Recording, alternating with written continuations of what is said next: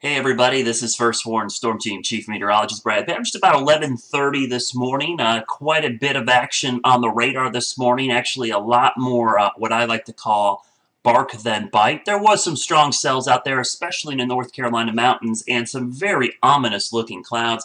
I've got some great pictures on my Facebook and Twitter feeds of some shelf clouds, or what we call Arcus clouds. They look like Independence Day clouds, like the spaceship coming out of the clouds.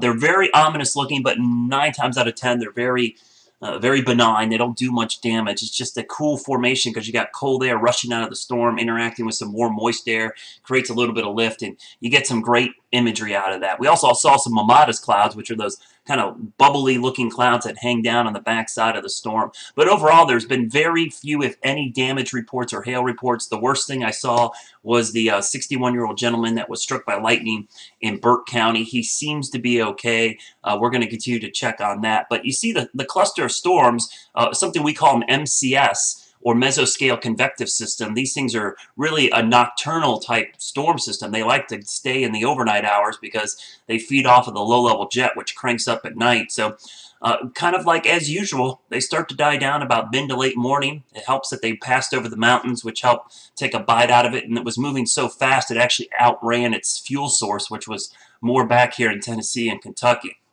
Now, this thing's going to temporarily stabilize the atmosphere, which by that I mean it's going to eat up all the energy or the fuel for thunderstorms here this morning. The chances are, though, we could see a recovery ahead of our next frontal system, which is back to the west. The front itself is actually back, and let me turn the temperatures back on. You can see there's a little back door, or I would call a clipper type front coming down through Illinois and Missouri. Out ahead of it, the atmosphere is pretty unstable. In fact, let me look at what it looks like as far as the unstable cape. This is that moist, unstable cape we talk about. You can see ahead of the front, there seems to be a narrow band of instability cranking back up out ahead of it. So there's a good chance we could see some redevelopment back here in the Ohio Valley. The problem is we have something that we call SIN, or in this case, a cap. It's a capping inversion. And you can see the atmosphere is pretty well capped because of this.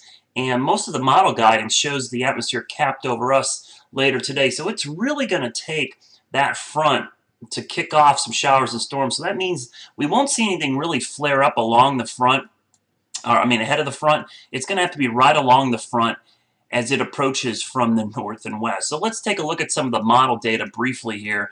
We'll go out into the future, and one of the models I like to look at quite a bit is this HRW model, which is a very high resolution model, and it did a pretty good job this morning showing this band of thunderstorms coming through this morning at about 6 to 7 a.m. and then moving through. You can see there it is. That's where it has it right now, and what is it, 15Z? This was actually a little bit slower than what actually happened. It has it moving through, and then things clear out this afternoon. But we're watching the front right in here. It looks like development tries to get going again along the front. But watch what happens as these try to move into the mountains. It looks like they fall apart. It actually stays much more active down here in the deep south, where there's going to be a lot more instability, and we don't have that capping inversion. As you go out a little bit later into the evening, notice not much of anything really develops after this first batch comes through this morning. So I'm going to keep a chance of rain in the forecast, but I'll be honest with you, it's probably only going to be around 30 to 40%. I just don't see a lot of potential for some strong storms this afternoon. It didn't look like much earlier because of the capping inversion, but now with this morning cluster of storms, I think that all but seals our fate for a pretty good afternoon and evening. If we do see anything develop, it's likely going to be along this front, which you can see back towards the north and west of us. We'll show you where that front is right now. It's right in here. Let me turn the meso analysis on. So it looks like that front is right in here somewhere. So it's likely we could see some storms develop along that frontal boundary, but I'm not buying into it right now. I think most of the afternoon is going to be fine. And once this moves through, we actually should see the sun come out for several hours. So for Panthers' draft party tonight, which I'll be out there at Bank of America Stadium, looks okay. I'd grab the umbrella. Alive at 5 in Uptown looks okay right now. If we see any storms, I actually think they could be more towards 10, 11, 12 o'clock tonight, not the early evening hours. I'll be on the air starting at 4, 5, and 6. I'll be tracking the radar. Remember, you can go online, go to WCNC.com, download the Charlotte Weather app. So many people still don't have that app. I'll be honest with you. I use a lot of weather technology, and I love this app because the radars are phenomenal. You can look at our live cameras, which people don't realize. We have live cameras, Statesville, Hickory, Huntersville, Mooresville, Kannapolis, and we're adding more all the time. Make sure you go check those out, WCNC.com. And as always, you can get updates 24/7 on my Twitter feed, WXBrad, and on my Facebook page. Just look for Brad Panovich.